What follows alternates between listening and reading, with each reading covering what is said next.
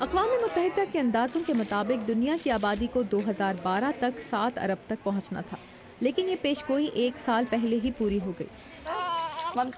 آبادی کے 9 ارب کا ہندسہ عبور کرنے کی 2050 تک کی پیشگوئیاں کتنی درست ثابت ہوتی ہیں، یہ بھی آنے والا وقت ہی بتائے گا۔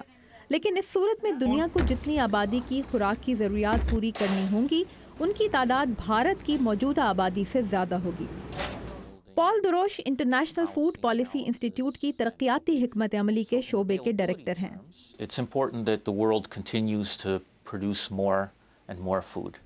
یہ بہت اہم ہے کہ دنیا خوراک کی پیداوار جاری رکھے اور بڑھائے، اور اگر وسیع طور پر دیکھا جائے تو پچھلے 30-40 سال میں اناج کی پیداوار میں اضافہ ہوا ہے، لیکن خوراک کی پیداوار بڑھنے کا مطلب یہ نہیں کہ غریب لوگوں کو یہ ملے گی بھی۔ خوراک تک رسائی کا مسئلہ بھی ہے۔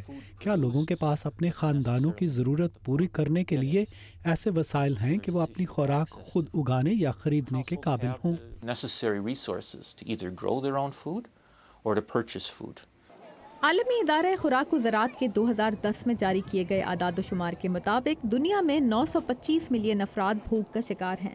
ان میں سب سے کم تعداد ترقی یافتہ ملکوں میں اور سب سے زیادہ ایشیا بحر الکاہل اور سب سہارن افریقی ملکوں میں ریکارڈ کی گئی ہے۔ اب تک ایسے کوئی اعداد و شمار دستیاب نہیں جن سے معلوم ہو سکے کہ جنہیں کھانے کو میسر بھی ہے ان کی خوراک کتنی صحت بخش ہے۔ تاہم دنیا کی آبادی 7 ارب ہونے کا مطلب ہے کہ اوپر بتائے گئے اعداد و شمار کی روشنی میں دنیا کا ہر 7واں شخص بھوکا ہے۔ Growing populations in many countries. دنیا کے مختلف ملکوں میں غریب آبادی میں اضافہ ہو رہا ہے۔ ان کے پاس اس خوراک تک رسائی کے لیے مناسب آمدنی نہیں ہے۔ اس لیے جب آپ کے پاس بے روزگاری یا کم آمدنی والے افراد کی تعداد زیادہ ہوتی ہے تو اس آبادی کی تعداد میں اضافہ ہوتا ہے جس کے پاس کھانے کو کافی نہیں ہے۔ مجھے امید ہے کہ خوراک کی سپلائی میں مجموعی طور پر کوئی کمی نہیں ہوگی۔ مسئلہ اس کی تقسیم اور فراہمی کے نظام کا ہے اور کیسے دنیا میں غربت کم کی جائے۔ پاکستان کے سب سے بڑے صوبہ پنجاب کے سیکرٹری زراعت عارف ندیم کہتے ہیں کہ دنیا کی خوراک کی ضرورتیں پوری کرنے میں پاکستان اہم کردار ادا کر سکتا ہے، جہاں پچھلے 3 سال سے گندم کی بہترین فصل ہو رہی ہے، اور اس سال صوبہ پنجاب نے 10 لاکھ ٹن گندم بیرون ملک برآمد کی ہے۔ ان کا کہنا ہے کہ پاکستان میں فوڈ سیکیورٹی کوئی مسئلہ نہیں، لیکن اناج کی بڑھتی ہوئی قیمتوں کا تعلق عالمی منڈی کی قیمتوں سے ہوتا ہے۔